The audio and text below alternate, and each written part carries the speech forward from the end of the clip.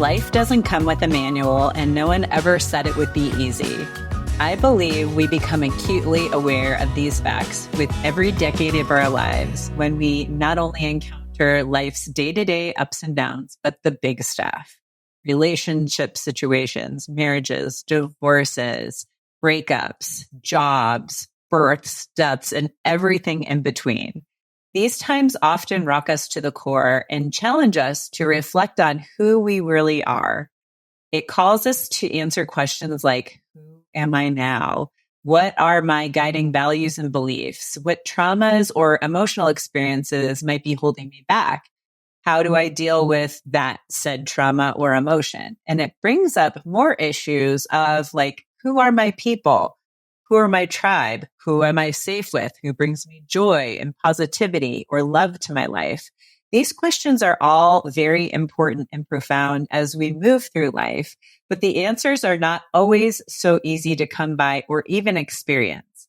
In today's episode, we'll be having another conversation in this Real Mom Talk series, and I'll be getting real and raw with my friend Theresa Lear Levine, ADHD mom entrepreneur extraordinaire, author, and hypnotherapist. She and I attended the retreat that I dove into with you all in episode 20. The name of that one was 4 Lessons from the Retreat That Broke Me.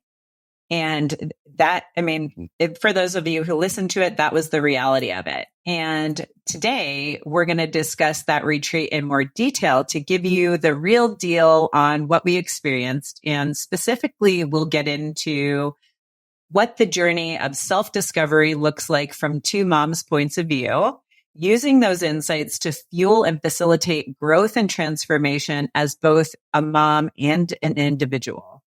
And lastly, how to approach the conversations regarding what you've learned with that self-growth about yourself and how that translates to your relationship with family and friends. Theresa Lear Levine is a certified emotional freedom technique practitioner, hypnotherapist, founder of Becoming More Me, and the host of the Becoming More Me podcast. She is also the author of the internationally best-selling book, Becoming More Me, Tapping into Success, The Subconscious Secrets of an ADHD Entrepreneurial Mom, which was born out of her passion to help other like-minded women on their quest to ditch anxiety, limiting beliefs, and past trauma. Readers are guided through reclaiming their power and stepping into a new paradigm rich in self-trust, groundedness, and uplifting beliefs that empower them to manifest their greatest dreams and desires. Want to chat and get more personalized support? I'm offering podcast listeners a free 20-minute Thriving Mama check-in where we'll evaluate your physical, mental, and emotional health and provide useful resources to help you on your journey. You'll find that link in the show notes. All right, everyone. I am super excited to have Theresa on today. You heard all about her amazingness in the intro, and I just wanted to share our experience at the retreat with you because self-discovery and self-growth it's a hard journey and it's bumpy. And I don't think that we talk about that enough. A lot of times what you see on, Instagram or social media are kind of like the highlights and the amazingness, but behind the scenes, it can be really tough. And Theresa and I are going to kind of break that down for you and show you the rawness and the reality and talk about all of that stuff. And also share some insights with you on, how you can, take that self-growth or self-discovery and translate that into self-growth, but then also, how that changes your relationships with the people around you. So that's what we're going to get into today. And so I just wanted to give a huge welcome to Theresa. Oh, thank you so much, Stephanie. I'm excited to be here. Hey, me too. I'm so excited to dive into all this with you. So let's start off with obviously we're post-retreat a couple months now, and we've had a lot of time to reflect. But going into the retreat, did you have any expectations or, any thoughts going into the retreat? I really tried to keep myself open and unattached to any particular outcome, but I knew it was something that was going to come up and be asked and everything else. So if I'm remembering what I kind of asked for or wanted the most, it was gosh, I think it was just to kind of like be open, and I think it was to receive. That's what I remember saying, but not just to be given and receive, but to also like be there in the receiving of others. So yeah, it was open and very open-ended. And I was just excited to be with a group of people who some of them I never even, knew before the weekend. Some of them, like you, we, had some chats, been on calls together, felt like there was a bit of a relationship developed. So it was cool to be able to meet people, hug them in person, get to know them on a deeper level. But yeah, I tried to just keep it all open. Yeah, that was the same. I was the same. That was kind of at a phase where I was like intentionally practicing surrender. And so I went into that with that same idea, just the openness. I just whatever happens, happens. And there were a few things that had kind of come into my stream of consciousness going into it. And, a lot of that ended up kind of blowing up during the retreat, like all this stuff with the miscarriages and relationships, like relationship with husband and all of that type of stuff. So it was really interesting, how all that played out. What was super interesting is, so I recorded, and I know you did a podcast on the retreat also as well, but I recorded it probably 3 or 4 weeks ago. And something that I had realized was I signed up for the retreat. And then a couple of days later was when all of the things started happening. That's when I had a lot of loss of children in my community. And it made me think, I was really profoundly affected by it. And it made me think about, maybe there's some stuff left over with my miscarriages. And my husband then had one of his employees had multiple miscarriages, and then that kind of triggered something in him. And so I was kind of getting those signs, but it was super interesting because I went back and looked at when all of this happened. And then when I signed on the dotted line to go to the retreat, and everything started happening after I signed up for the retreat. So I felt like everything was set up, the way the universe, God, spirit, all of it works, so it's really, really interesting. And so I wanted you to talk about just self-discovery, and you could put it in the context of your journey at the retreat. But something I said when I introduced you here, I feel like we always see the positives of it. Everyone's all like, I'm sending you lemon lay and I'm doing all this stuff and I'm growing, and we show all the positives of it, but we don't necessarily always talk about and show the hard parts of it. And I would love for you if you could be completely honest about that, because I know you are, and to get into all of that. Yeah. Well, I mean, gosh, we got on this podcast recording, and before we hit record, I spilled all the dirt about my morning and the stuff that I'd been through and everything. But, I've had a crazy morning trying to resolve some business things with, my ads and campaigns and tech support being completely lacking, and then getting hacked and scammed and everything else. But I bring that up because that's what the self-work helps us to get through. The reality is all that happened less than 3 hours ago. And I'm laughing about it. I'm processing it. I have already worked on the shame and the embarrassment that came up through that and everything else. But those are things that also came up retreat-wise when, you think you're going to, and I think it's funny because it was kind of touted as a business mastermind retreat.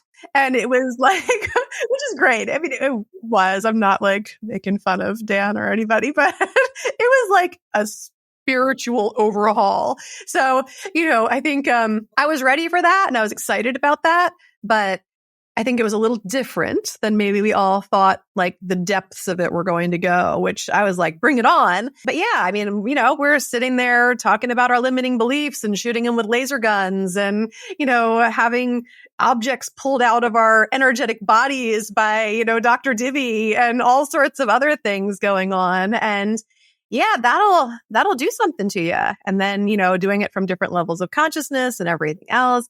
I don't know, but I felt like after that retreat, I was floating for 2 weeks afterwards. I had the most amazing feeling afterwards. And I wish I could figure out which part of it or which combination of things gave me that, because I was completely free of any anxiety, any fear, any limiting beliefs, for 2 whole weeks, just slept like a baby, smiled, laughed, just fully leaned into life.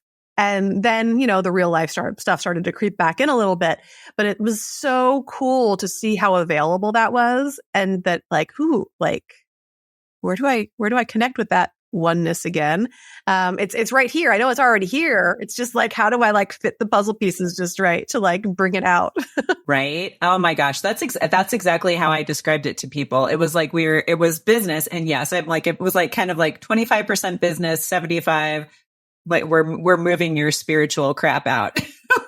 We're going to get all of your stuff out of your way so that you could show up in business. And I totally get that. And it was funny because one of the things that happened for me, and it was so interesting, especially as we left, everyone was high and on cloud nine. And I wasn't. I was literally rocked to my core. As the days went on, the first day we got there, I was feeling amazing. The second day, with Mark Groves, it was really, really interesting because I'm that's where a lot of the stuff kind of came to my consciousness. This is what you need to deal with. And it was shocking to me. It was shocking to my system. And then the next day when we had Divvy, it was even more of that. So much more of my stuff came up. And I think because of what we do in the training we have, and we do work on ourselves, it's one of those things where you realize a big aha moment I had was sometimes I think I need somebody else to hold space for me and not me being the one holding space for me all the time. And then also just sometimes there's more stuff there. I think I had an aha of I had thought I had processed my miscarriages, but there were pieces that I hadn't. It was the guilt. I guess there was I had dealt with the guilt, but there were pieces of I'm not good enough. My body's not good enough. That came up for me. And then the whole situation with my husband, which is what I talked about in that previous podcast, because I was I felt I was totally broken down. And that's what I titled that podcast. It was the retreat that broke me in a good way. Because I felt I was broken down. And when we left on that last day, I was just oh my gosh, my body was in shock. It was crazy. You were definitely at a lower place, energetically, that I could feel as we were all pulling away. But yeah, I had more of a crash 2 weeks after. So I rode the wave, I floated, I enjoyed the ecstasy and the bliss. And then it was my birthday and I crashed hard, crying on the shower floor, depressed, all sorts of shit coming out, and just trying to listen to that voice in my head that, kind of got instilled and shown to me when Dr. Divvy was doing the work that said, honor the feelings. And it was everything's always happening for a reason. It was well timed, but I think my husband and many, many men, I don't want to stereotype or lump here, but it's when something's wrong with the one they love, they just want to fix it. And my husband just wanted me to have a great birthday. And so I felt every time I turned around, I was oh, let's go do this, or I'll make a plan here. Or how about would this be a good place for a dinner reservation or whatever? And I was I just want to be still and feel the sadness and cry. And I was feeling all this unworthiness and everything. So it's I don't want to be taken out. I probably don't deserve it. I shouldn't be celebrated. All of that stuff was coming up. So it felt totally wrong for somebody to be let's take the family out for dinner and celebrate your birthday. It's no, I don't need that. I was really in my woe is me era for that day. But all that stuff was coming up, and and then being able to communicate with him about it, it was ugly and raw because, at first, I'm upset and I'm just wanting him to come hold me and help me through it and, understand what I need without me telling him, which no one does. And then so he gets mad because he's trying so many things. So he gets upset. And that's when the crying on the shower floor ensued for me. And then it had to be this thing where I had to be able to express, I just need you to meet me where I am. I don't need you to try to lift me up and out of it. I don't need you to worry about the fact that I'm sad on my birthday. I just need you to let me be sad. You don't even have to be sad with me. Just witness my sadness, which is not something that in 15 plus years of marriage, I've ever asked my husband to do for me. So it wasn't the smoothest thing ever, but we figured some things out. And like, I think that's been an eye opener for other things that have happened since then, in just kind of like letting it be and realizing that, even though he feels like he has like the hammer and nails and all the things to fix it right in front of him, he doesn't have to pick them up or do anything with them. He can just kind of like let me figure it out and just hold that space for me, or even just hold me. Exactly. It's so interesting because what you experienced then is kind of what I came home to. Like, I remember getting off the airplane and it was so weird. So many weird things happened. I got off the airplane and it was Monday night. And then when I stepped outside of the airport, it was Tuesday morning. And so I already kind of felt like I was time traveling. And then when I was driving home, I literally, like you said, you were floating. For a week, I felt like I was having like an out of body experience. I did not feel very grounded at all. It was the weirdest thing. And so much of it was, I think my body was trying to figure out what to do with the emotions. And then the crying on the shower floor, lots of crying on the shower floor, lots of crying in the bathtub. And then that's the Saturday following, my husband came in and there's two sets of bathroom lights. There's like one that's like kind of like a dim light and then one that's the bright light. So I had just the dim light on. I was in the bathtub, like scrubbing myself down with salt. He's like, and I was bawling and he's like, what's wrong with you? Same thing. He wants to come in, wants to fix it. I'm like, just let me handle this for a second. Let me feel this. I'm like, we could talk about it. Cause his like, kind of coping style is to like want to deal with it right then in the moment. And I'm very much a processor. Like, I know I need to process it, feel all my feelings, think about it, and then we can talk about it. So I was like, I'm like, I just need some time. So he left, cried for a long time, came out, sat on the bed, still crying. He came back. Same thing. It was like, I just told him, I'm like, first of all, I apologized for I was like the whole, like everything that happened with the miscarriage and essentially me pushing him away, that was like a huge thing. And so I apologize. I'm like, I know I was wrong in that moment. And I'm like, and he was not even fully cognizant of it either. I mean, when we talked about it, he's like, yeah, he's like, you did. He's like, you kind of put up a wall and then pushed me away. And I think that had an impact on our relationship for the past, I've released almost 7 to 8 years. And so super interesting to like walk through that. Well, something else that happened to me so that was a Saturday. The next 2 consecutive Saturdays, I had the same thing. It was almost like being in a loop, like an energetic loop. And I went through the same thing. And then finally I was done. And that's when I felt the elation and like the amazingness and felt like great. Same. I was about 2 weeks where I was like, I was invincible. Life was amazing. Everything was great. And then like slowly it's been trickling back down into normality. But it's so interesting how all of that happens, and it was different for all of us.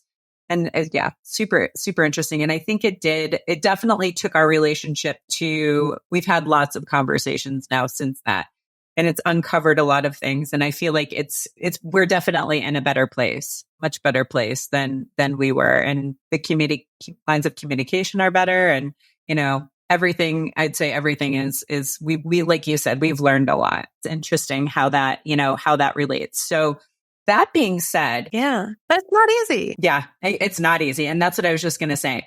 It's interesting when it's like your husband and somebody who's that close to you, because sometimes it doesn't feel safe to say things, but in that moment, I mean, I was just so raw and vulnerable and just open. Everything came out, but sometimes it's not easy. So how can you speak to that fact? When you're going through these changes and, sometimes, there's a lot of darkness before the light. And it's hard to move through that on your own, but then relating to the people around you. So I'd love for you to speak about that and how you approach it. Yeah. I mean, when you go through something like a retreat and through the lens of a retreat, but it could be anything. It could be, like you said, like a miscarriage or something else that you go through that's kind of this big thing. You often feel like the people who weren't involved or weren't there firsthand or just weren't you don't understand. And I know I came back very like excited and happy and jubilant, and also kind of trying to like buffer it a little bit, because I didn't feel like it would be understood. I was like proud of myself that I was able to share a lot of it like with my husband as I got home and not hold back and really just kind of relate stories and just the powerfulness of so many of the different things that happened. but nobody else was there, like that can understand it like we did. And even you and I had totally different experiences. So you kind of feel a little alone. Or, there were times when I thought that maybe I would have these great opportunities to share, it'd be like really well received, and like people just aren't interested. And that's okay too. But I had a lot. I mean, like you said, like I did a podcast episode. No, I actually did 4. I did 4 podcast episodes that covered retreat topics because there was that much happening in my head and on my heart that related to other things that just, it spiraled out. And I was like, I kept thinking, oh, I'll just do like one more. And then I was like, ugh, I only got through like Friday. Okay. Got to keep going. and sharing more downloads and things. And it was my own therapy, but hopefully it also imparted and I made it relatable to other people. But yeah, when you go through anything, you're the only one that experienced it. It's no different than when I work with people and we look at their past and we do inner child work or things like that. And as we're reframing things and as we're really giving the love and the attention and the upgrades and reframes necessary to that inner part of themselves, they're the only one. The beautiful part of being able to work with your own inner child is that you are the only one that knows what they went through and the only one that ever will. And you are the only one that can give them the love, the attention, and everything they need to heal and grow with you. There's no one else that can do that. And kind of the same with going through something like this too. Yeah, exactly. That's something that I kind of shared with my husband, but other people, because people would say, how was the retreat? And then I would think to myself, how do I describe what happened there? Because it was so significant and powerful. And there were so many shifts that happened. And I mean, everything that I've ever done largely has been one-on-one work, whether it was, me facilitating it or it happening to me being like the client or the patient. But that group session with Divi was insane, working on the love one and like the power, how powerful that was, because and it was interesting because just to give you guys some context, we were in a circle and she was basically working one-on-one with people, but it was transcending to all of us because everyone can relate to other people's traumas, because even if you haven't experienced that similar exact trauma, you probably have been, encountering something similar. And that one was so interesting to me because there were things that I'm sure I had repressed in my life that came up during that time that I was just like, oh my gosh.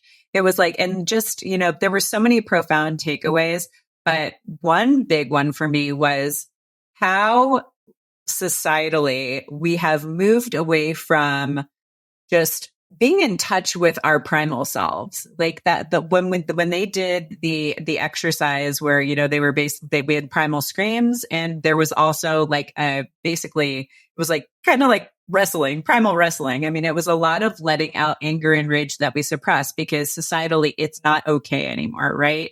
It's like, it's not acceptable. But I feel like that was a big takeaway for me too, especially for men. Men play hockey, men play football, rugby. Yeah, there's an interesting dynamic to that because I think that what happened there is kind of the heart of like almost any men's retreat. Like you always hear about those experiences with like the anger releases and the like brawling and all that kind of stuff. But to have it in the mixed company and to be able to witness and be part of that is where I feel like it was really different, and getting to see that release. And from my position, because like you said, it was a circle and I was in the corner, which was not near doors or places where you could leave. And I was sitting next to Jason, who was cool as a freaking cucumber, just like watching a movie. And I believe everything that kind of was like physical probably happened in less than 30 seconds, felt like 5 minutes. But what I kind of recall from my trapped place in the corner was kind of like assessing exits. And while assessing exits, watching pretty much everybody else exit that could, or like I saw people hopping over couches, exiting out the room, just getting behind the couch. Yep. I saw all that. And then I was like, all right, so I'm kind of cornered here. And I watched, and then I got up on the couch, like I'd been sitting on it, and then I kind of like got my feet up on the couch. So I was like crouching. And then I just put my hands out and I just started to like send energy and receive it too. It was like kind of this like loop of like what was happening was just kind of like going through my body. And that's when I just kind of like relaxed. Like, all right, whatever. Maybe they're coming over here. Maybe they're staying put. I don't know. Like it was just kind of like that fear, like of like, like a fight kind of like getting into your space. That's kind of what was happening to me, but also like just feeling like super proud of our buddy Joey, who was like doing such amazing work.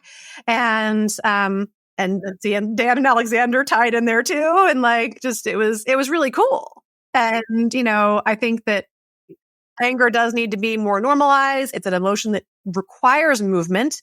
Most of us have been pushing it down and suppressing it and everything else. And it's one of my favorite things to work on and with when I'm working with my clients, because we've all got some suppressed anger going on, and everybody could use a good like pillow fight anger party, pump up the rage against the machine and just have at it in your bedroom for 5 minutes and see what moves in you and what's calling for attention. But yeah, that was a really good experience for sure. Yeah, that one was particularly interesting for me because I remember seeing you and Jason over in the corner because everything was moving towards you guys and we were all, like you said, moving away from it. I was one of the people who hopped over the couch. I was like, all right. Because Dan came up with a bloody lip laughing, but had a bloody lip. I don't even remember who it was. I just know like what I saw in this blur. Like I couldn't have even like pinpointed it was you that I saw. Yeah, it was Dan. It was so interesting because through different moments, I saw you in that moment, and I just like I could feel what was happening to you. There was another moment. I think it was him. He was across and he and I kept on making eye contact with each other. Like there was a lot of intensity that was happening through all of that, especially that moment. And it was super cool. I'm glad you brought up like the fact that it was a mix of men and women, because that was the first time I had ever been in a situation like that too, where I got to witness the healing for men and women, which was really, really cool. I was very grateful to see that happen on so many levels. But especially that that one really hit me because I can see it in my son and I can see it in my husband where they need to release that type of stuff. Like my son the other day, he's 11. He was all like, I think it'd be cool to fight somebody. And I was like, why would you say that? But then that came into my mind, like, maybe there's that. And he's starting to play football. So it's like, there are some societally acceptable ways to like release things, but so often there's not, it's not okay for people to show anger and show rage and show these, perhaps unpleasant, emotions, but they're so, so, so important to release. Like you said, I think those are great suggestions on, just, go into your room, punch your pillow, or I think another cool one. And this is what I said to my husband. I'm like, maybe you guys start like a men's like grappling group, like locally where you can do this like maybe once a month and, get all of this stuff out in a controlled environment. Because I think that is it's a huge part of society now. Like people are holding on to and suppressing so much that no wonder we have so many of the issues that we have in the world today, like it's some crazy stuff. But going back to the circle, when you were doing your work, so Dr. Divi, when we were doing the circle also she worked with Theresa. I didn't necessarily get to go and do the direct work with Dr. Divi, but Theresa did. Can you walk us through like what you were feeling in that moment and maybe what you took away from that moment with her? Yeah. And I shared a lot about that on, I did the 4th episode that I did for my podcast was all about like vision and consciousness, which are the things that, so, I mean, I think it was like episode 161 or something, but so if you're interested in hearing more, definitely check out that episode. But for me, I had met with Divi on Zoom about a year prior. So I had a little bit of understanding of like what she does and how she does it. And I'd experienced a bit of it. And I had gone to her originally because of some complications that happened after a detached retina got repaired. And then I ended up with this macular pucker where I just am missing part of the vision in the center of my right eye. So she did some things the year prior that kind of helped me change my consciousness, work with my third eye, things like that. And then when we saw each other again at the retreat, she she has a good way of like remembering people's stuff, but not necessarily remembering the whole picture. But she's like, it's your eye. I remember. And I was like, yeah. And she's like, oh, we can work on that some more. I'm like, okay. But it wasn't really what I'd come in thinking we would work on. And she worked with me kind of early on. And I think like having seen some of like the stuff that other people worked on later, I was kind of like, man, I kind of wish I had worked on something else. But we all get what we need, right? And part of what I was there trying to figure out were different like abundance blocks and things that I'd been experiencing and other different feelings. And it was weird because, when I first got up there with her, I say up there wasn't like a stage or anything. We were just in a circle, but kind of in the middle of the circle with everybody around me. It was strange. Like I kind of felt like I was getting picked on, and like she was trying to like call out something that didn't feel authentic in me. And that was a little strange because I didn't feel like some of what she said was right on, but it made me conscious of it and made me ask questions that led me to things I needed to know. So, it was all helpful, but it was just strange, like the way that it kind of unfolded. And then like I wanted like more to come through. And then it was like her spirit guides kept saying like, no, she already knows too much. She'll just say the right thing, but like whatever. And that kind of stuff was coming up. And I was like, I'll just tell me what you think. Like, let me work with it. And then we kind of worked with some stuff with like my body flexibility and like my being over flexible. And she's saying like that kind of like meant like I bend too much kind of for other people. And we talked a little bit about like my vertigo. And it is a truth for me that I'm always kind of like here and there. Like I'm always kind of in two different spaces with things. And I personally don't look at that as a bad thing. I mean, it doesn't make me as polarizing as some other people, but I'm very good at seeing both sides of a coin or being very empathetic. And I think that's what makes me good at doing what I do and helping other people because I'm not like, I'm not judging and I'm open and I'm willing to see things the way that they're kind of like brought to me and to help people the way they need to be helped, myself included. So yeah, it was interesting. It changed my consciousness. It definitely helped me think about my vision differently. And at one point, Goddess Kali had like shown up and she said she was like standing right behind me and that like, all that rage and fire and everything else. And that was strange. And, I've been trying to access more of that and just see like where my suppressed anger might be and where I need to be more true to my feelings. Because that was one of the things she said, like, you need to honor your feelings more. You need to feel more things. You need to, express yourself more fully, which I've always thought I did a good job of. But so did I before that weekend. As witnessed by my birthday on the shower floor, apparently there's always work to be done. So I'm just doing the work. I'm just, allowing the lessons to come in. I know for me, after that, I've been really kind of deep diving into A Course in Miracles since then. It was something that I had dabbled with here and there. But thankfully, since the retreat, I've been able to find some lecture series and some really cool meditations and other things because reading A Course in Miracles does not float my boat at all. I find it just really hard to sit with. But the other things that I found that presented in like, audible formats or things that I can kind of like take in while I'm, walking or whatever else, that's been really helpful. So, everything in its right time. And I feel like a lot of really great ideas dropped in over that weekend that I've been allowing to plant seeds and bring new ideas to life for me. Yeah. I love that. Like that you pointed out that you, like you said, being aware of both sides and being in both spaces is like a positive.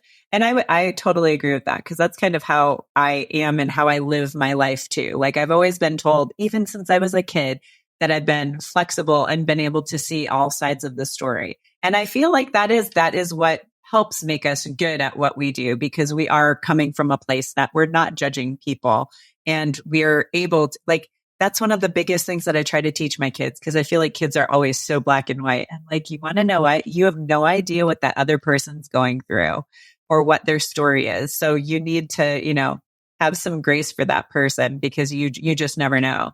So yeah, I love that you shared that piece because I think that is a superpower, actually. I think it's a great thing to, be open to everything and receiving and just being a good vessel for helping people? I think that even if we're not open to it, I think we all have those twins inside of us. We all have those, like the polarities and everything else. And I think it would be silly to think that it's any other way. I don't know. I mean, and that's where we get into trouble with things like when we're like trying to address fears or limiting beliefs, and that there's that one part of us that's like, yeah, let's bust through it, or let's do exposure therapy, or let's like go all in. The other part of us is like, no, I'm scared. I don't want to.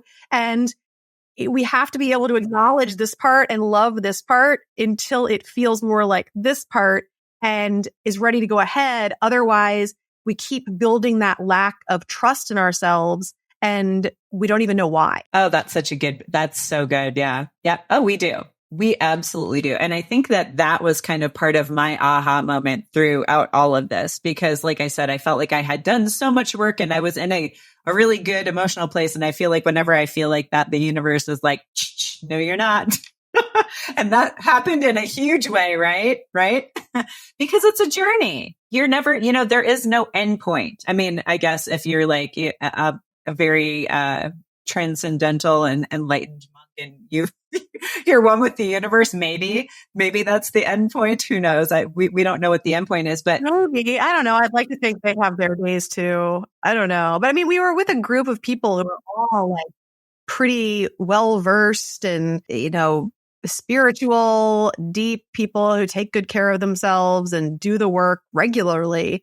And that's helpful. I mean, because I think one of the biggest things among even, especially among that kind of a group of experts and such, is that like, we don't want to have those weaknesses exposed. We don't want people seeing it that way. And that was part of the seeing and the vision and everything else, was the seeing and being seen. Yes. And it was cool to watch everyone let the guard down, let their walls down, because when we all got there, it was kind of funny. I was kind of like feeling out the energy of everyone. And there were certain people who it was kind of like, they were coming at you with energy. And then there were some people who were like, the energy was pulling away and like just trying to kind of feel each other out. And then as time went on, everything just kind of melted away and the group kind of became more like one.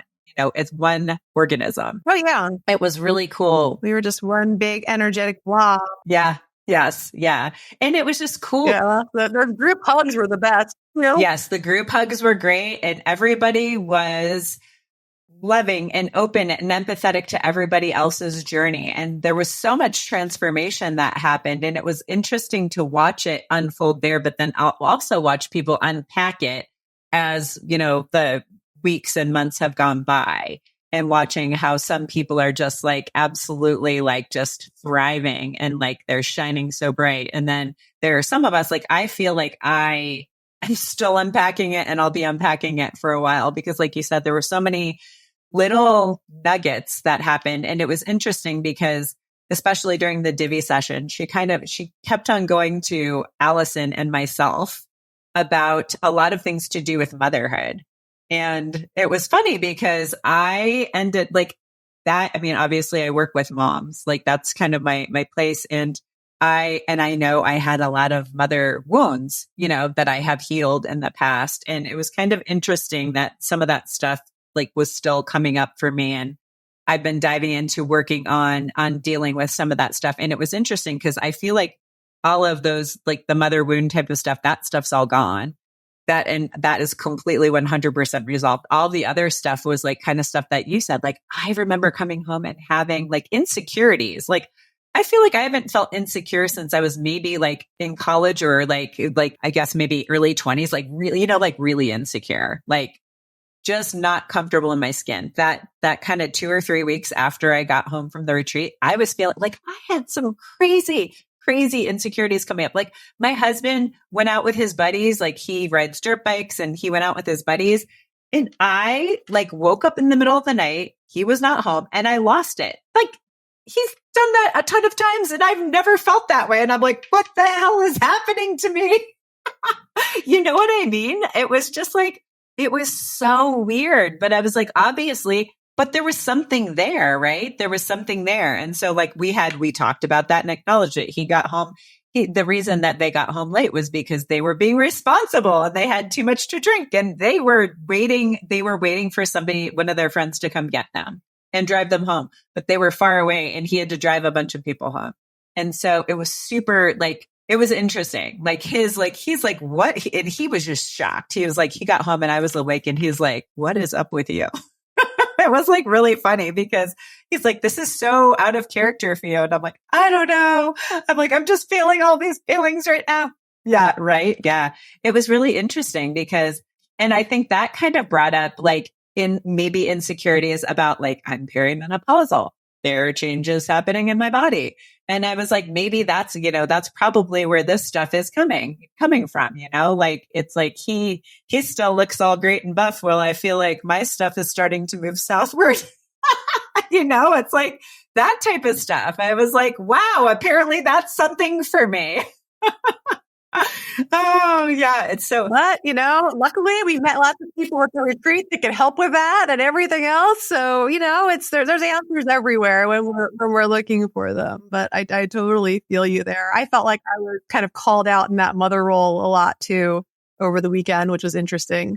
Like whether it was like when it was the one whose mom had passed, who I ended up going up as her mom. It wasn't Ashley. Oh, I can picture her beautiful face. Andrea. It was Andrea. Yeah. Yeah. And again, call it there. And then I kind of felt like I was in that position with some of the stuff that Tyler was working on. And so like, I just like, there was a lot of things where I felt like I was kind of like stepping in as mom, and that's all right. Yeah, I know. I honestly think there are a lot of us who are called to be in that space for people. And that's it, right? It's not necessarily, I mean, obviously we're also like in the throes of motherhood too.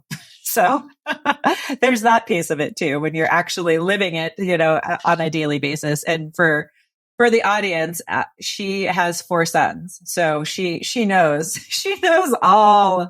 all of the things, all of the challenges, because that's obviously like on the podcast, we talk about a lot of the challenges of motherhood and how it's not easy. And lots of times how society, like you're not allowed to show like if you're struggling as a mother and you're not allowed to show those feelings. Like some days, your kids might be frustrating you and they might not be acting like nice people. And that might upset you and you might feel badly about that. Like you're not allowed to feel those feelings, but yes, you are. We went on family vacation last week and it had all the feelings. Oh, I know, right? Vacations are always fun. Always fun. Did you have, give us a great experience and then give us a low point. Let's see. So, I mean, great experience. We went to Asheville, North Carolina. So one of the things that we did that the whole family loved was zip lining in the trees, like starting at like the top of the mountain in the trees and then going down. That was great. It was for 2, maybe 3 of my kids, it was their first time. And then the rest of us had all been. So there was a lot of that like wonder and excitement. And, like I did the first zip line with my youngest. And then after that, he was like, oh, this is great. And he was like ready to do them all by himself and just seeing that. And another high point was watching on the last day, we did this like adventure course thing in the treetops also with like all those different like obstacles and things that are high up where like you're on the harness and everything. Not for me, by the way. Me and heights, even though I have tapped and worked on them and I don't like fear them the same way I used to, I just don't love putting myself in situations where I might get hurt, I think is more of what it comes down to. I started with my younger one and my husband was going to be like the monitor and watch everybody. And I got like halfway out on this log and I looked down at my husband and I was like, so let's switch. like I'm good. I don't need to do any more. Like I will take pictures and videos and love watching all of you. And we did. Thankfully, they let us switch. But at the end, my 7-year-old and my 19-year-old, so like the bookends of my boys, were like working through like the third to the hardest course together. And they got from beginning to end. And like, especially like watching my 7-year-old like traverse some of those things and get over his fear because he started the course and he turned around. And he was like, and then my son got past the older one got past the first obstacle and he looked back and he's like, Jordan, like, this is the hardest thing. Like, once you get past this, it's downhill from there, which wasn't necessarily true, but it was enough. And he thought it was. He wasn't trying to lie to him. And Jordan just looked at Jada, oh, gotta go then. And he literally like, ran across the obstacle that he was like afraid to do a second earlier. And then they met up and it was nice because like the older one was able to like help him like move his harnesses from like, one obstacle to the next and, get him set up. There were some things where it was more helpful for him to go first or for him to go second, and they figured it out together. Sometimes it meant one of them had to come back so that the other one could go first to help them. And that was actually like super heartwarming. And then there's the other side of the coin where it's like, thank goodness for the heartwarming stuff, because they're like throwing punches at each other and it's just like mayhem. And like we stayed in hotels this time instead of an Airbnb, and we moved around a little bit. So being that my oldest is 19, we put him in the room with a couple brothers and we had the youngest in our room with us. It was like every night it was just like, what call are we going to get, or who's going to need to come down to our room and complain about something and that kind of thing. So that's the other side of the coin. And then, of course, like, people get hungry at different times. People like different food, all that kind of stuff, where it's like really just, it's hard to please a family of 6 when you've got 12 years between your oldest and youngest child, and everybody likes different things. But I'd say we did really well this time. And the activities, like we were able to do a lot of the similar things together. And overall, I will look back on it as a very good vacation. Yet there were times when my husband and I were both like, why do we even do this? Like, why do we even plan this? Why do we bring them anywhere? Why do we not just like leave them with the grandparents and go away on our own? Like, why is there anything enjoyable or fun about this? And there's those moments and they happen. Yeah. And it's, and that's okay. That's what I always tell people. At the end of the day, though, love them all. Yes, exactly. I know. It's so interesting how like the different life stages bring about, different challenges. That's something we talk about a lot, is the fact that I feel like I was naive when I was a young mom thinking like, oh, just babies and toddlers are going to be the hard phase. Oh, no. That's actually what I think is the easy phase. When they can't talk. Yeah. No, I think it's a lot harder with my older ones. Yeah, it is. There's just different. Even though my younger one still has some of the tantrum. Oh, yeah. My daughter, she'll be 7 in a couple weeks. It's not the same. It's not the same at all. The older ones hurt a lot more. Oh, I know. It's really, really interesting how that shakes out. My youngest will be 7 in a couple weeks, and she's spicy. She's full of spice, and she's amazing. She's super smart. She's really creative, and she's also very kind, but she's also the one who can send you the zinger, like shoot you in the middle of the heart. I'm just like, are you kidding me? Oh, it's so interesting, like all of that stuff. But I will say it sounded like you were kind of alluding to this, like as they get older, it's kind of easier to take them on trips, because there's more stuff that we all can do together. Because like with mine, that's going to be 7 soon. Like before, we like to mountain bike and we like to snowboard. And there was a lot of things we couldn't do because she was so little. And now she's starting to be able to do that stuff. So it's more fun, and we can all do things as a family, but mine are 7 and 11 and a half. And we still have like the arguments, even though there's only 2 of them, about the food. It's like, you can't please everybody. One wants hamburgers, one wants sushi. It's like, yeah, it's crazy. It's funny stuff to witness. And yeah, but I think like we were saying, life is filled with its ups and downs, and it's okay. It's like, I want people to know you don't have to be perfect. Life isn't social media. It's all of that stuff is, people usually put out the best parts of their lives and they don't show the reality of everything. So absolutely. So I wanted to ask you, what do you think was the biggest, I'd say, either aha or message that you got from being at the retreat that is kind of guiding your kind of transformation and change in this season of your life? Yeah, it's probably things that are at the heart of A Course in Miracles, and just experiencing more of the oneness and realizing like how available that is to me. And, that like God mode that we experience while we were all walking around barefoot, looking at those mountains that we made and everything else, and just taking that in. And yeah, just realizing, we're not our body, we're not even our mind, and that like we're all kind of in this matrix, and it's none of it's really the capital T truth of who we are, and that that it's okay to take chances, that it's okay to like have these experiments, not just with our businesses, but with our lives. Like Dan Bolton was talking about. I only had the cool talk with him the first night, and just have more fun. I mean, pleasure is a big part of the work that I do. And it's a big part of the work that I do because I've struggled with my connection with it over the years, just like anything I do. I mean, it's not like I was born the master of these things. I still have a dance with all of them that is, a push and pull. And so having that reinforced is always helpful. And yeah, those were some of the things that I walked away with. And that, I don't know, I'm one of those people that always feels like, like, did I fit in? Like, am I always kind of feel like I'm like not like received. And I think that's part of like the wanting to receive and to like kind of make so many people who I've like maintained connection with and grown connection with even since that time, like that we're like still chatting online or, hopping on Zoom or doing podcasts together or whatever else.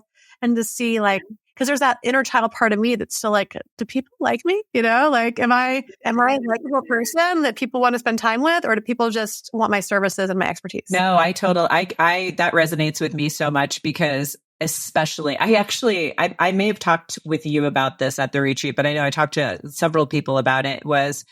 It's so when you are born this way, and I was definitely born this way, I always felt like the black sheep. I always felt like when everyone else was going right, I was going to go left. And the older I got, the more I listened to that intuition and followed it. And that can be lonely. That can be really, really lonely sometimes. You always wonder if you fit in. I honestly don't feel like I actually found like my tribe or my people until I was like even way beyond undergrad. It was like when I actually got into functional medicine, because it was like people who were kind of going against the grain. But even then, I feel like I grew out of that group, because one of my biggest pet peeves and why I actually got into doing the trauma and the emotional work and doing all of the certifications and education was because we talk about it in functional medicine. We talk about addressing, mind, body, spirit. But really, we're 99% focusing on the body and not the mind and the spirit. And so that always bothered me. And I knew that like for me to like kind of feel whole in my life, I needed to do that work for myself. So then I wanted to be able to help other people with that as well. But this group, the group, because it's even backwards. Yeah, right. It's so crazy. It's so crazy. Because the body is an expression of the soul in physical format. The mind is the mental expression of the soul and so forth. So it's like, but we always look at it the other way around. And, it's funny because when I was in the first grade, I was always creative. I was always like kind of a little bit of a showboat. And there's always been a certain amount of me that was just kind of like, I just don't give a fuck what anybody thinks. And then there's the other part of me that does. But like I was the starring role in our Ugly Duckling play. And that's kind of felt very like resonant. So I was both the ugly duckling and the swan and, had the solos and all the lines and everything else. But that's always been kind of a theme for me. Yeah. Oh, no, I totally get it.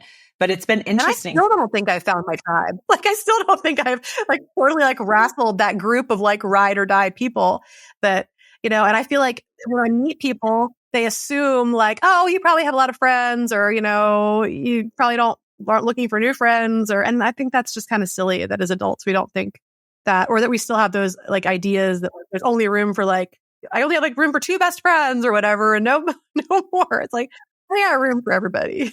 Yeah, no. And it's true. Like I have realized that was something that I was kind of like, I was moving towards was the fact that I feel like there are friends from like that group of functional medicine practitioners. There's a handful of us, and ironically, and I'd say not surprisingly, there are those of us who are like more in tune with like the spiritual side, and those of us who realize that is an important part of healing as well. So like some of those people, I'm still really, really good friends with them. And I feel like in our group, the group that, Dan and Alexander have cultivated, like I've got some, we've got some great people in there too that I really feel like I can resonate with too. And even like we have a local women's entrepreneur group that I have found some amazing women in too. So it's like, I feel like you said, there's room for everybody, but there's also, like just, finding your people, finding like who resonates with you. And it's okay if you like another conversation I have a lot with people, especially moms, is if you outgrow people, it's okay to let them go and release them. It's completely okay. And so, yeah, I get the challenges that you're talking about, and like, just, yeah, always feeling like the black sheep or the ugly duckling. And yeah, more the black sheep than the white sheep, and the ugly duckling than the swan. I feel like, right. And it's, I mean, I feel like it's the reality of things, and that's okay. It's like something that I try to really impress upon the people that I work with is we're all a work in progress, and that is completely okay and acceptable. Because I feel like all of the messages that were sent by media, social media, it's like always striving towards an image of perfection that doesn't really exist, and I would say that perfection is different for each one of us, anyway. There's not one right version of it. And so it's interesting how like we're always battling, especially as women, up against all of these like kind of societal pressures and norms and things that we should be doing, like being a good girl. That was another kind of, I would say, big takeaway. I don't know how much this came through for you, but the good girl piece. Oh, a lot. But you say your piece first, and then I'll share what came through for me, because it did not come through at the retreat. Yeah. Oh, okay. Yeah. So the good girl thing, like, I feel like that's something that obviously societally we're always told you have to help people. You have to be the nice girl, and I realized in that moment that I've never really embodied the good girl, because I wasn't like I've definitely been a perfectionist and a people pleaser, but it wasn't for other people. It was for me. So there was that piece of it. But I did realize that I might have some of those tendencies sometimes. And it made me, like you said, opening up your awareness and consciousness. It made me aware of some of those situations, which was really interesting. And then we went home the very next week. My daughter had her little first grade. They do awards at the end of the year. And the teacher's like giving out all these awards. And for all the girls, it's like, oh, Sally's getting this award because she always puts everyone else in front of herself. Like she does everything for everyone else and then goes to herself. Right. Okay. So there was that one. Then she gives another little girl an award for something similar, like just being like the kindness. And I'm all for kindness, but not at the expense of yourself. Right. So she gave that. And then she gets to my daughter and she gave her the meekness award. I'm like, fuck is a meekness award? And she's what like, word? Meekness. Like that's not even a character trait. That's what I thought you said. I just had to hear you say it again. Yeah. Meekness. And I'm like, what the absolute, you know what? I was ready to lose it. I was like trying to contain myself in the seat. And she's like, cause Everly's so quiet. And I'm like, she's so quiet because she doesn't feel safe or comfortable in this classroom. I was so frustrated. And like, I was like that, like all of it came full circle for me. I'm like, the good girl narrative has got to go. It's like, it's good to be kind. It's good to be nice, but not at the expense of yourself. Like you are important and you're just as important as everyone in your family and your kids. As a woman, you need to take care of yourself. So I was just like, it was funny. That was like very much in my consciousness for a good month. So go ahead and tell us how that translated for you. Well, it was while I was up there and Divvy was working on me. She ended up asking everybody like about their, like how they related with kind of like good girl programming or, pleasing people and things like that. And everybody's kind of like giving their numbers out. She got to me and I'm like 0. I could not connect with it. It wasn't that I didn't have it.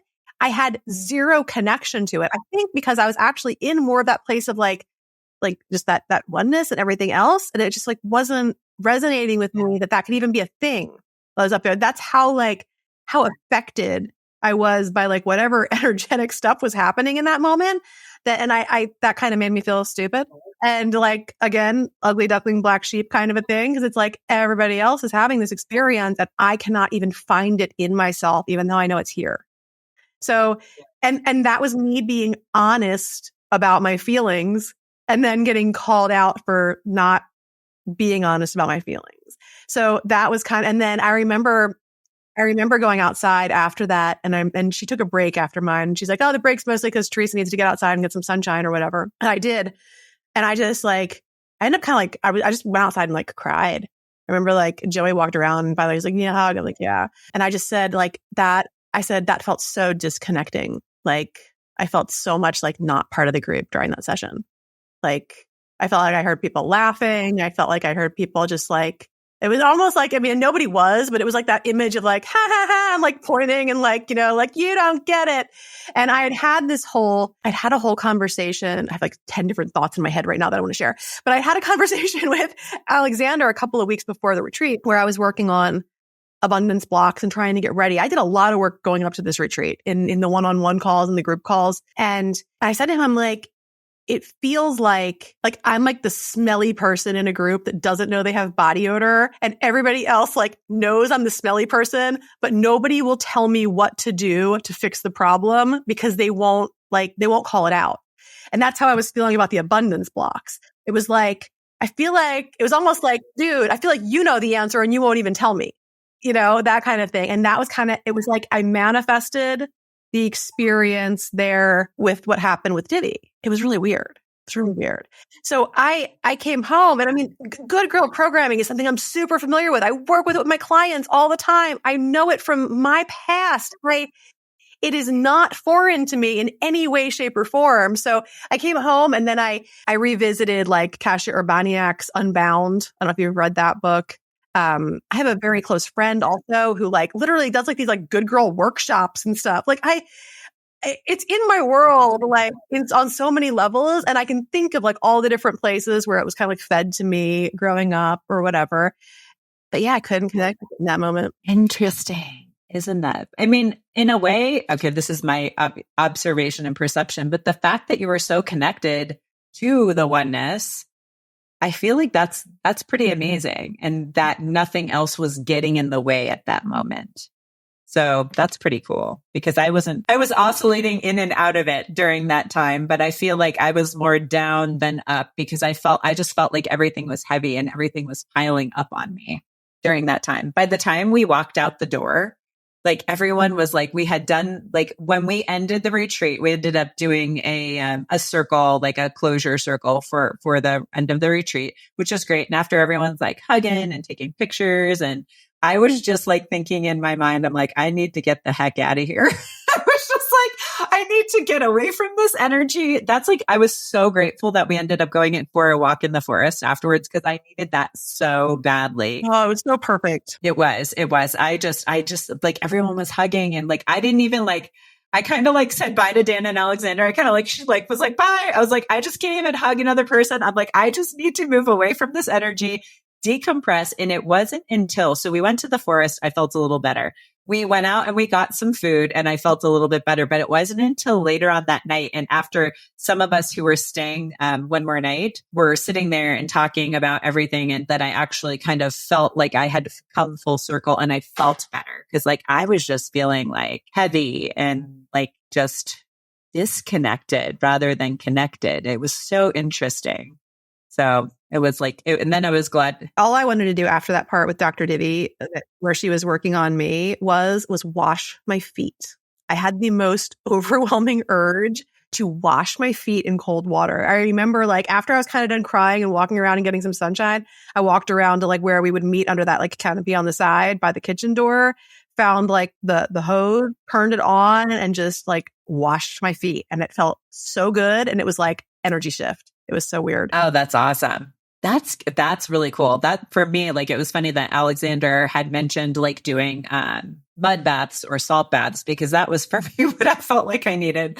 I had like the giant Costco size bags of Epsom salt, and I was just like shower, like scrubbing my body down. I'm like, I just need to like, get rid of some of this stuff. And yeah, it was really interesting. And that's like, it kind of brings up like I guess expulsion or ridding yourself of energy too. That's a really easy way, is to find either ground out in nature with your bare feet, go get some mud or some salt and like take a salt or a mud bath, that type of stuff, because that will help, balance you out too, which was like, for some reason, like the salt was on my mind, the mud wasn't, but I was like, I kind of just wanted to go stick my feet in a lake, and bury my feet in the sand. And yes. I've done a lot of that since then. We did a lot of like waterfalls and rivers and things on vacation that felt good. And then I asked for, as a gift, which was actually like a big thing for me to do, I asked for a grounding sheet for my bed, which I really like. But like I, over the years, have gotten in the position of my mom used to always do like lots of shopping and I loved it. Like I have so many memories connected to like the shopping and getting gifts and things that were spur of the moment. And these days it's like my husband will surprise me with things, but I get very few like surprises or things where somebody actually had to like shop for me and pick something out for me. And even though I knew what I wanted, I told my mom, I was like, I really want a grounding sheet. But I was like, I don't care like what brand it is, where it comes from. I like the gift I really wanted was her to do the research, buy it and make it show up. and and we did. And it's been great because usually, and in the past more recent years, it's like she'll hand over the money and be like, well, get whatever one you want. Or like, I'll get all the money to do like the holiday shopping for my kids. And then, she'll wrap it up and say it's from me or whatever. And I mean, even with that, she's always giving me credit. She's like, your mom picked it out or whatever. But yeah, it's like, I miss not having to be in charge of that and just having people care about what I want and make it appear for me. So in more of my desires and pleasures and expressing more of that, I literally said that to her. I was like, yeah, that's what I want. And she's like, oh, well, I'll give you my credit card or whatever. You can order it. I'm like, no, actually what I want is for you to do the work. And you said it. I love that you voiced it. That's so cool. That's so interesting that you said that. Yeah. The little girl and we still wanted her mommy to like go buy her a gift. Yes. And I love that. That's so awesome. For me, the big one was, I feel like I always have to be the one in charge of everybody and always making everyone's decisions. So I've been very cognizant of what coming home, making other people make decisions. Like, no, you make because I'm loaded with people who either just, I feel like they default rely on me or else they know because I will always end up making a decision that I'll make the decision, if they're like in their kind of like limbo and decisive world. And so I've been forcing other people in my life to make decisions. That's kind of the way it's kind of manifested for me. It's really super interesting because he's like super real. And I don't like making decisions I don't have to make. I know over the last few years, there's been this transition where like my husband plans more and more of the vacations and I love it. This summer, all I did was pick a place. Like we neglected to plan very far in advance. Normally, like we're thinking about it like a year or 9 months in advance. This year we got a little bit behind and it was probably 2 months ago. And I was like, where are we going to go for the summer? And I was like, I just wanted to go somewhere we hadn't been before. That was my important thing. I was like, I want to see someplace new, like driving distance. We didn't feel like getting on planes or going really far this summer. And I came up with like the western part of North Carolina. And I was like, Asheville would be nice. I've never been to Asheville. And, I was like, if that means we end up in some Tennessee spots or some Kentucky or whatever, because it's all kind of like right there, like that's fine. But I'm like, it looks great. Looks like we could have some awesome outdoor hikes. There's cool like districts to shop and eat and whatever, and lots of fun like nature activities. I said, looks like it would be fun. And from there, my husband, in his office, he has like all these different computer screens because he does work that requires that.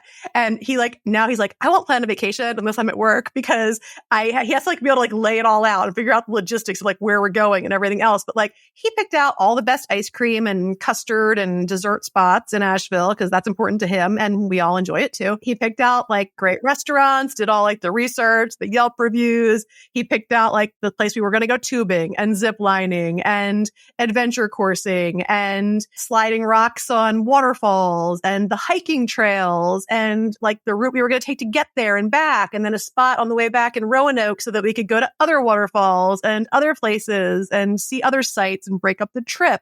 Like he planned all of it. I did nothing and I just showed up, and I absolutely love being taken care of in that way.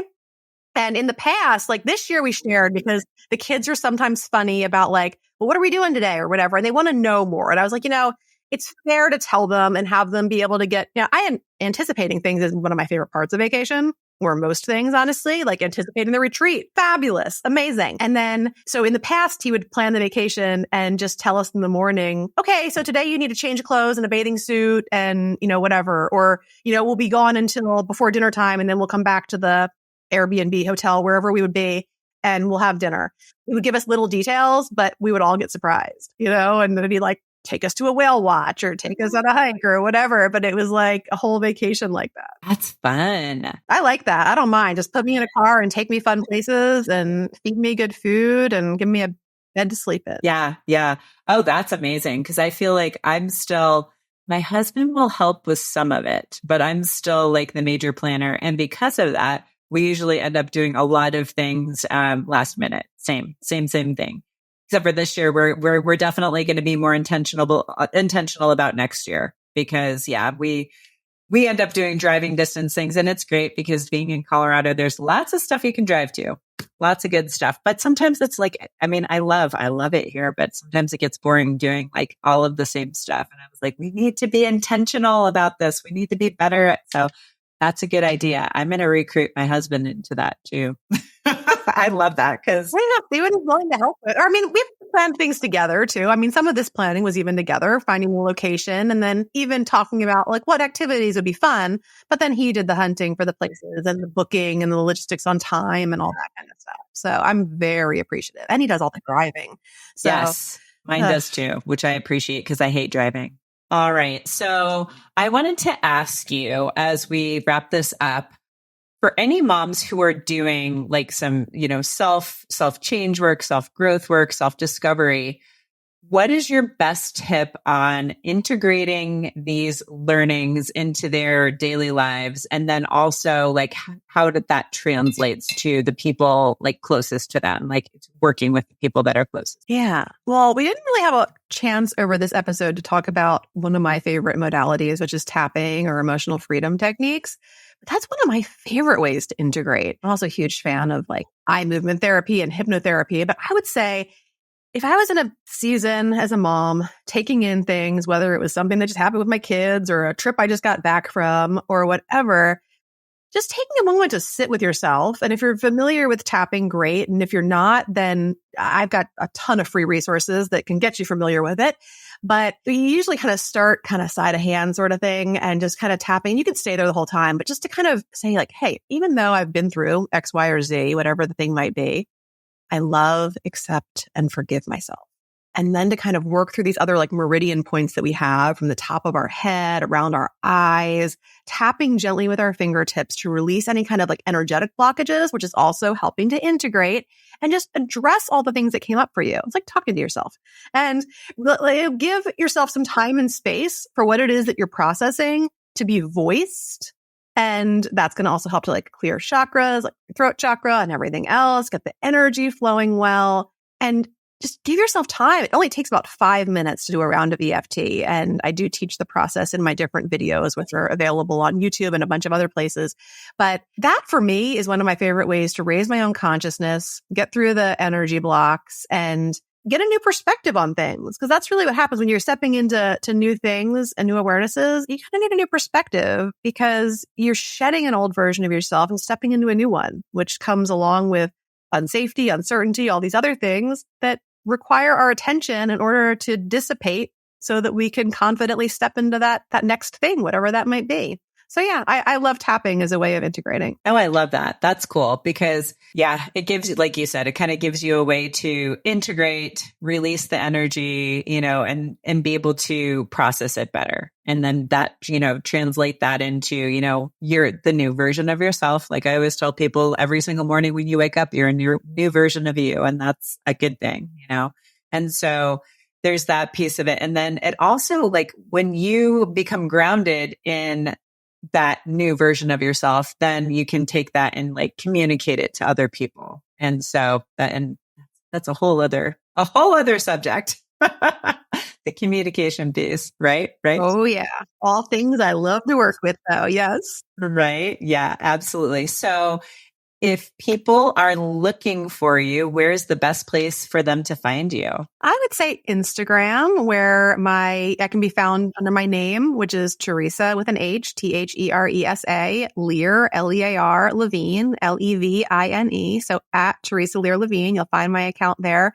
And if you open up your phone right now and go there and hit the message button and just send me the word Stephanie, I will know that you listened to this episode. I will send you a link for my free community, which has over $15,000 worth of free video sessions, education. I do free weekly coaching in there. There's so many awesome people that are on a similar journey, many other moms too.